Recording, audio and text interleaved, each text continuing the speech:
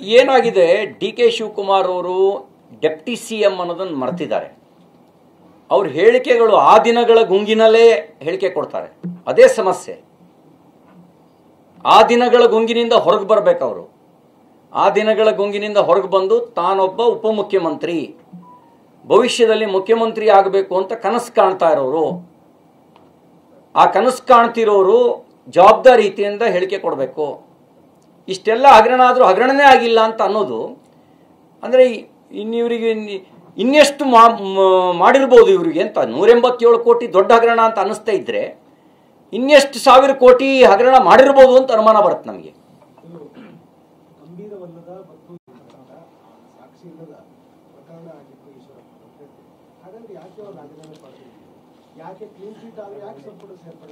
ಒಂದೇನಂದ್ರೆ ಸಾರ್ವಜನಿಕವಾಗಿರುವಂಥ ಸಂಶಯಗಳಿಗೆ ಉತ್ತರ ಕೊಡಬೇಕಾದಂಥ ಸಂದರ್ಭಗಳಲ್ಲಿ ರಾಜೀನಾಮೆ ತಗೊಳ್ಬೇಕಾಗತ್ತೆ. ಯಾಕೆಂದ್ರೆ ಸಾರ್ವಜನಿಕವಾಗಿ ನರೇಶನ್ ಅಂತ ಏನು ಹೇಳ್ತೀವಿ, ಆ ನರೇಶನ್ನು ರಾಜೀನಾಮೆ ತಗೊಳ್ಳೋದು. ಅಂಬರೀಶ್ ತೈವಾನ್ ಸೀಬೆ ಕೃಷಿ ಮಾಡಿ ಎಕರೆಗೆ 5 ಲಕ್ಷ ಗಳಿಸ್ತಿದ್ದಾರೆ. ನೀವು ಕೂಡ ಅವರಿಂದ ಕಲಿಬೇಕಾ? ಅವ್ರ ಜೊತೆ ವಿಡಿಯೋ ಕಾಲ್ನಲ್ಲಿ ಮಾತಾಡಬೇಕಾ? ಈಗಲೇ ಫ್ರೀಡಮ್ ಆ್ಯಪ್ ಡೌನ್ಲೋಡ್ ಮಾಡಿ. ಇದ್ರೆ ಅದು ಮಲ್ಟಿಪಲ್ ಆಗೋ ಚಾನ್ಸಸ್ ಇರುತ್ತೆ. ಅಲ್ಲಿ ಭಾಳ ಸ್ಪಷ್ಟ ನೋಡಿ. ಸಂತೋಷ್ ಪಾಟೀಲ್ ಆತ್ಮಹತ್ಯೆ ಮಾಡ್ಕೊಂಡ್ರು. ಅವ್ರಿಗೆ ಯಾರು ಸೂಚನೆ ಕೊಟ್ಟಿದ್ರು ನೀವು ಕೆಲಸ ಮಾಡಿ ಅಂತ ಹೇಳಿ? ಯಾವ್ದಾದ್ರು ಆದೇಶ ಇತ್ತಾ? ಇಲ್ಲ. ಯಾವುದೇ ಗುತ್ತಿಗೆದಾರ ಆತ ತುರ್ತು ಸಂದರ್ಭಗಳಲ್ಲಿ ಮ್ಯಾಕ್ಸಿಮಮ್ ಎಷ್ಟು KTTP ಆ್ಯಕ್ಟ್ ಎಕ್ಸೆಂಪ್ಷನ್ ಇರೋದು?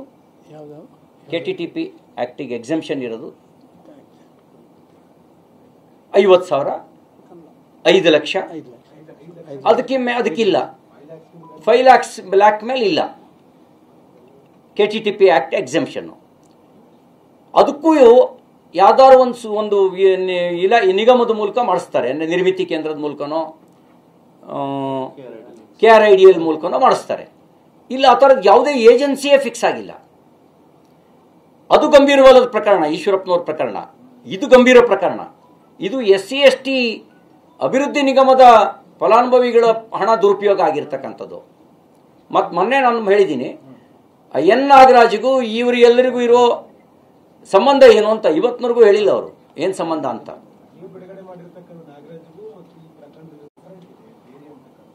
ಯಾರು ಹೇಳಿದ್ದು? SIT ಹೇಳಿದೆಯಾ? ನೋಡಿ, ನಾವು ಆರೋಪ ಮಾಡಿದ್ದೀವಿ.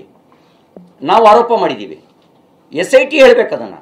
ನಾವು ಹೇಳ್ತಾ ಇದ್ದೀವಿ ಈ ಹಗರಣದಲ್ಲಿ ಅವರ ಪಾತ್ರ ಇರೋದ್ರ ಬಗ್ಗೆ ಸಂಶಯ ಇದೆ ಅಂತ ಹೇಳಿ, ಅಥವಾ CBI ಹೇಳಬೇಕು. ನೋಡಿ, ಎಲ್ಲಾ ಪಾರ್ಟಿಗಳಿಗೂ ಸಂಬಂಧ ಇರತಕ್ಕಂಥ ಒಬ್ಬ ಗುತ್ತಿಗೆದಾರ ಅಂತ ಮಾಹಿತಿ.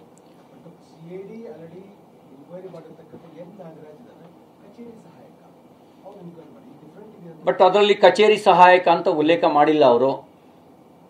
ಕಚೇರಿಯ ಸಿಬ್ಬಂದಿ ಅದ್ರಲ್ಲಿ ಉಲ್ಲೇಖ ಮಾಡಿಲ್ಲ. ಅದ್ರ ಡೆತ್ ನೋಟ್ನಲ್ಲಿ ಉಲ್ಲೇಖ ಮಾಡಿಲ್ಲ.